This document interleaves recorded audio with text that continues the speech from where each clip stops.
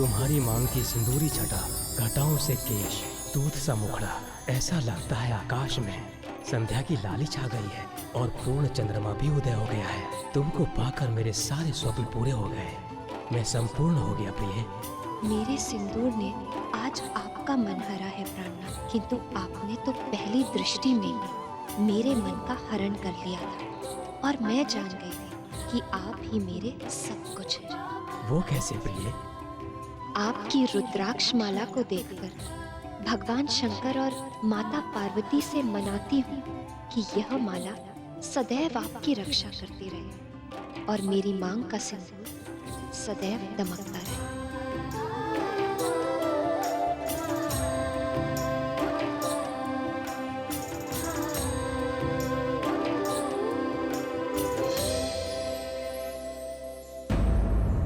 सिंदूर की सुंदरता अपने स्थान पर, किंतु उसका वास्तविक महत्व तो नारी ही जानती है। ये बात पूरी तरह सत्य नहीं है प्रिय। क्यों?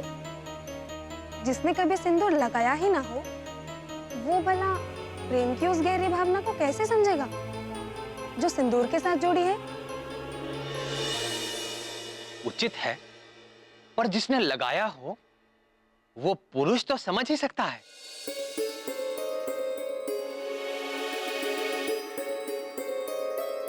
हे अव्यक्त, ऐसा कौन सा पुरुष है जो सिंदूर लगाता हो?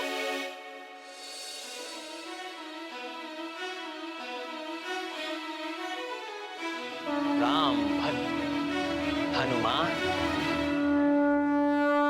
हनुमान जी और सिंदूर, ये कैसी पहेली है नाथ?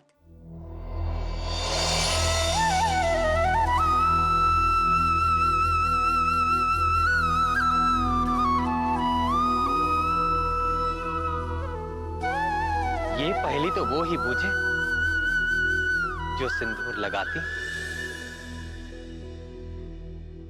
ठीक है, हे अंतर्यामी, मैं ही बताती हूँ।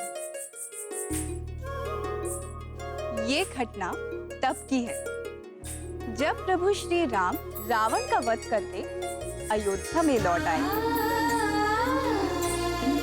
सारे वानर तो किष्किंधा लौट गए, परंतु राम भक्त हनुमान अपने आराध्य के चरणों को छोड़कर कैसे जाते?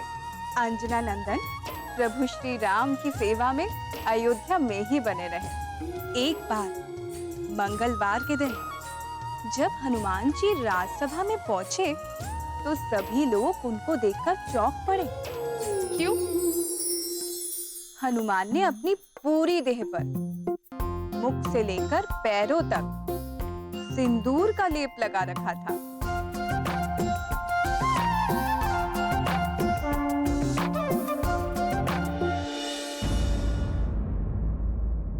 श्री रामचंद्र की, श्री रामचंद्र की, श्री रामचंद्र की, श्री रामचंद्र की।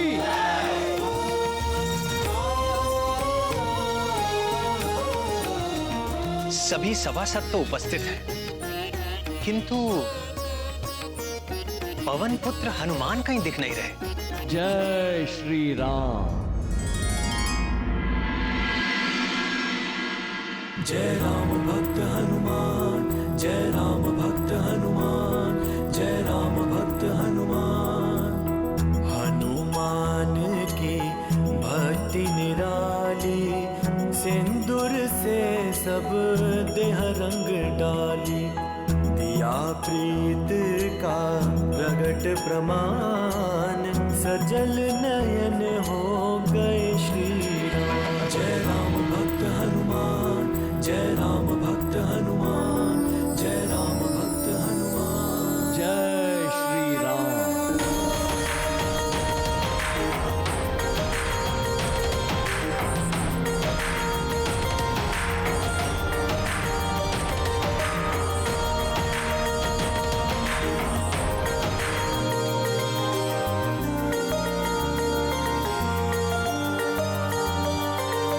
ये क्या महाबली, आज ये कैसा स्वरूप धारण किया है आपने?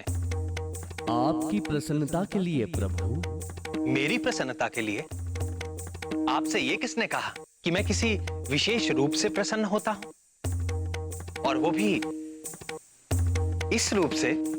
ये ज्ञान तो मुझे स्वयं माता सीता से मिला है प्रभु। जानकी से? जानकी ने आपसे ऐसा क्यों कहा और कब कहा? आज प्रातःकाल संध्या वंदन के पश्चात जब मैं माता सीता से प्रसाद पाने गया,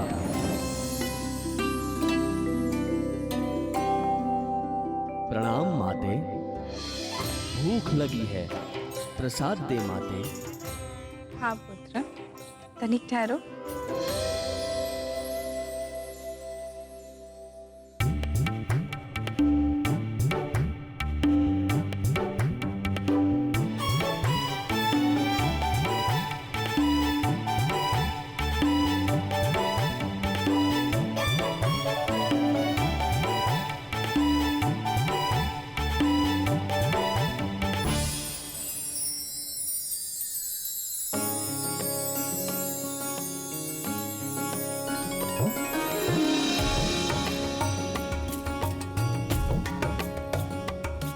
माते, एक प्रश्न पूछूं?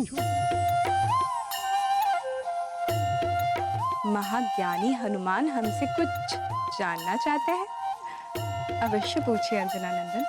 माते, इस दिव्या के ना खुलने से आप इतनी व्याकुल हो गईं और मिलते ही सदा की भांति प्रसन्न हो गईं माते।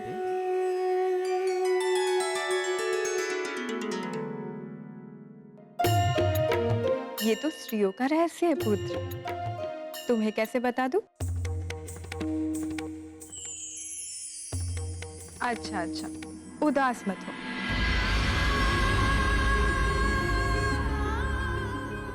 देखो, इसे सिंदूर कहते हैं आंजनेय। इससे क्या होता है माते? क्या होता है?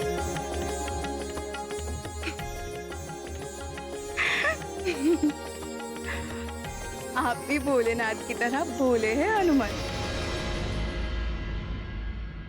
अच्छा सुनो, संसार की हर स्त्री अपने स्वामी के लंबी जीवन के मंगल कामना के लिए अपनी मांग में सिंदूर धारण करती है,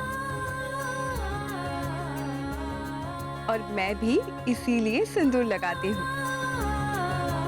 इसे लगाने से आपके स्वामी दीर्घायु होते हैं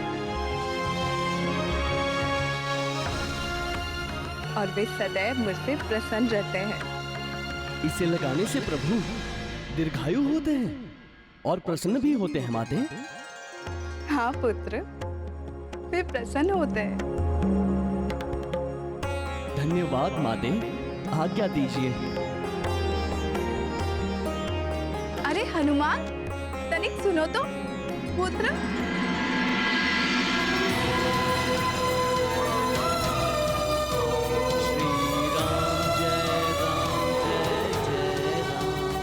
श्री राम जय राम जय जय राम।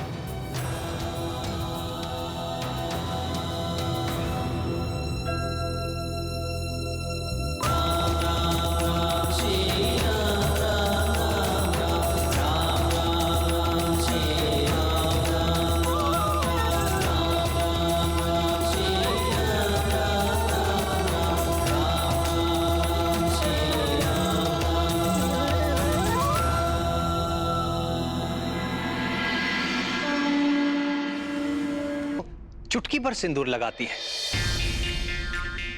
परंतु आपने तो अपने शरीर का कोई भी हिस्सा रिक्त नहीं छोड़ा।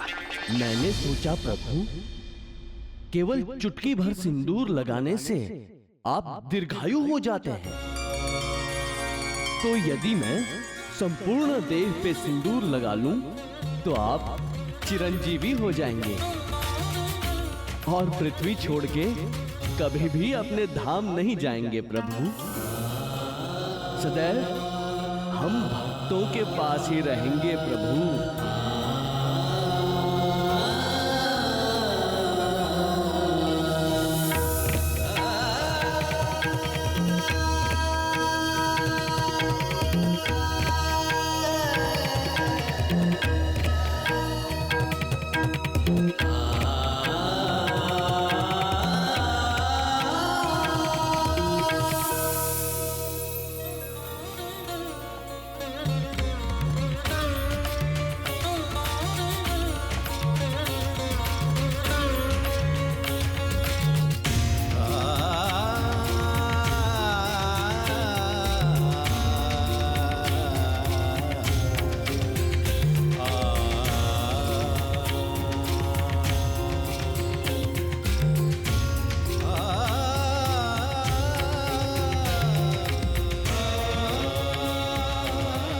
तुम्हारे हृदय की सरलता और भक्ति निराली है हनुमान। ऐसी ही भक्ति मुझे तुम जैसे भक्तों के अधीन बनाती है। आज मंगल के दिन तुमने मेरे लिए जो ये मंगल कामना की है, तो मैं वचन देता हूं महारानी कि मंगलवार को जो कोई भी तुम्हारे इस सिंदूरी रूप के दर्शन करेगा और श्रद्धा से तैल और सिंदूर अर्पित करेगा, उसके प्रति भी मैं वैसे ही कृपालु हो जाऊंगा जैसे जैसे कि तुम्हारे प्रति। जय राम भक्त हनुमान, जय राम भक्त हनुमान। पवन पुत्र का किया सम्मान, भक्तों के लिए लिया ये आन। जो हनुमत को रंगे सिंदूरी, राम करे सब इच्छा पूरी। जो हनुमत को रंगे सिंदूरी, राम करे सब इच्छा पूरी। राम करे सब इच्छा पूरी।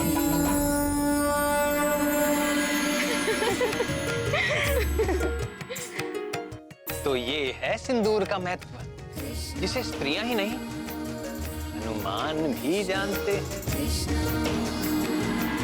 एक और महत्व की बात थी जो मैंने हनुमान से कही, अर्थात जानकी ने कही थी। वो क्या?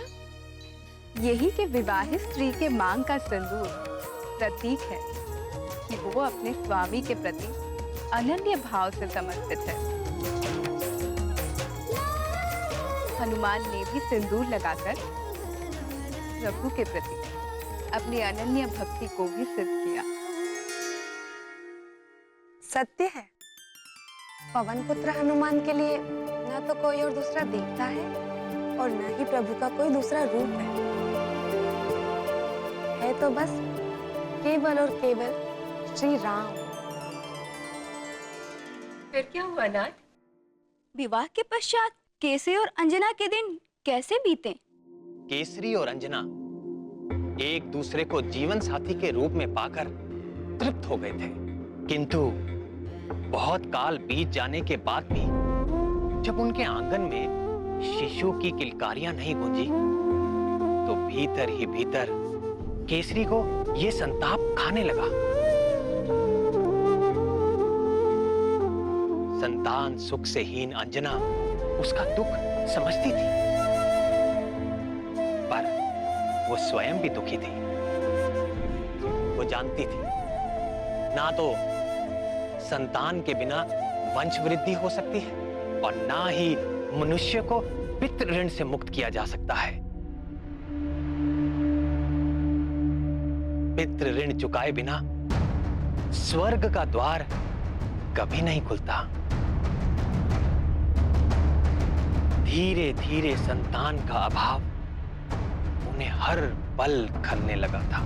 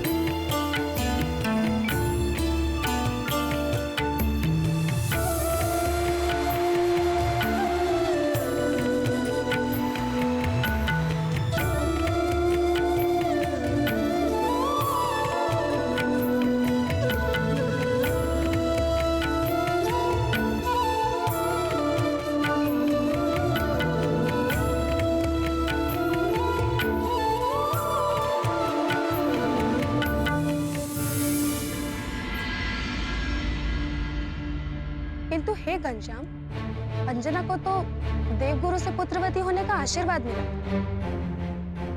उसी कारण उन्हें पृथ्वी पर जन्म लेना पड़ा। तो फिर उन्हें संतान न होने का क्या कारण था? अंजना को यदि किसी साधारण जीव को जन्म देना होता तो कोई कठिनाई ना होती, किंतु उसे तो महाकाल भगवान शंकर के अंश को अपने गर्भ में धारण करना था, जिसके लिए वो आध्यात्मिक रूप से परिपक्व नहीं थी। पूर्व जन्म की अप्सरा अंजना स्वर्ग लोक से आई थी। स्वर्ग भोग विलास का लोक है, तप का नहीं। और अंजना को हनुमान को जन्म देने के योग्य बनने के लिए तपस्या की आवश्यकता थी। तपस्या? किंतु कैसे?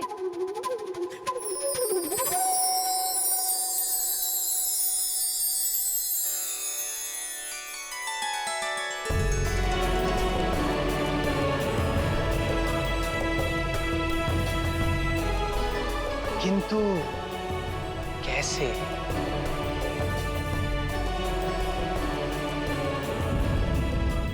तपस्या? किंतु कैसे?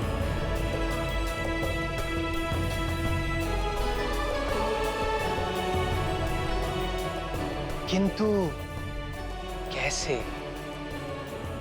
यही बात तो केसरी और अंजना भी जानना चाहते थे कि वो संतान पाने के लिए क्या करें, कैसे करें। संतान की अभिलाषा से अनेक लौकिक उपाय किए, किंतु कोई लाभ ना हुआ। तब उन्होंने अपनी समस्या के अलौकिक समाधान को जानने के लिए ऋषि मतंग की शरण ली।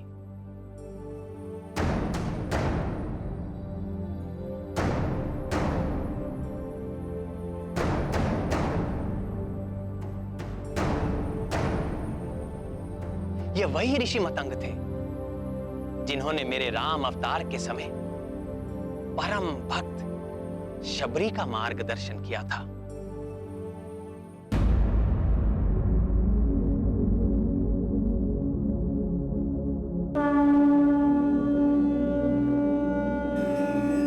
संतान प्राप्ति अस्तु।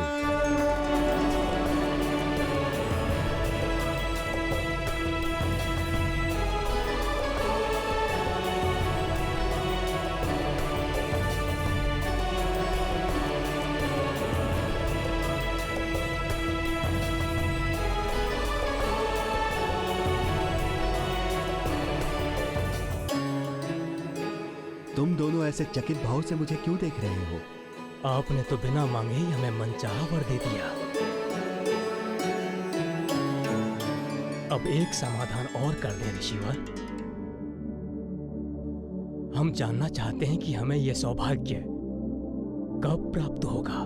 केसरी, तुम्हारी मनोकामना अवश्य पूर्ण होगी, परंतु देवाधिदेव भगवान शंकर का आशीर्वाद प्राप्त करने के पश्चात भगवान भोले शंकर को प्रसन्न करने के लिए अंजना को 12 वर्षों तक कठिन तपस्या करनी होगी।